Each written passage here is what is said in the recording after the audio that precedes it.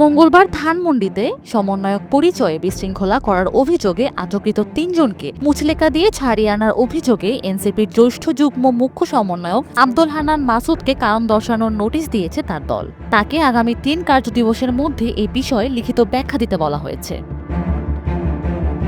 আব্দুল হান্নান মাসুদের থানায় যাওয়া এবং আটকদের ছাড়িয়ে আনার বিষয়টি বিভিন্ন মহলে প্রশ্ন ও সমালোচনার জন্ম দেয়।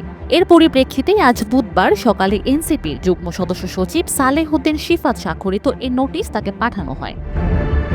নোটিশে উল্লেখ করা হয়েছে, গতকাল মঙ্গলবার ধানমন্ডি থানার আওতাভুক্ত একটি আবাসিক এলাকায় সমন্বয়ক পরিচয়ে বিশৃঙ্খলা করার অভিযোগে ৩ জন ব্যক্তিকে আটক করে ধানমন্ডি থানা পুলিশ। উল্লেখ্য, বৈষম্য বিরোধী ছাত্র আন্দোলন কেন্দ্রীয় কমিটি কর্তৃক উক্ত ৩ জনের অন্যতম বৈষম্য বিরোধী ছাত্র আন্দোলন মোহাম্মদপুর থানার আহ্বায়ক সাইফুল ইসলাম রাব্বিকে অব্যাহতি প্রদান করা হয়। এত সত্ত্বেও আপনি সংশ্লিষ্ট থানায় উপস্থিত হয়ে আটক ৩ জনের মুচলেকা প্রদান করে থানা থেকে তাদেরকে জামিন করিয়েছেন। এই ঘটনার প্রেক্ষিতে আপনার ব্যাখ্যা এবং আপনার বিরুদ্ধে কেন সাংগঠনিক ব্যবস্থা গ্রহণ করা হবে না তার লিখিত বিবরণ আগামী ৩ দিনের মধ্যে শৃঙ্খলা কমিটির প্রধানের নিকট উপস্থাপন করার জন্য নির্দেশ দেওয়া হলো।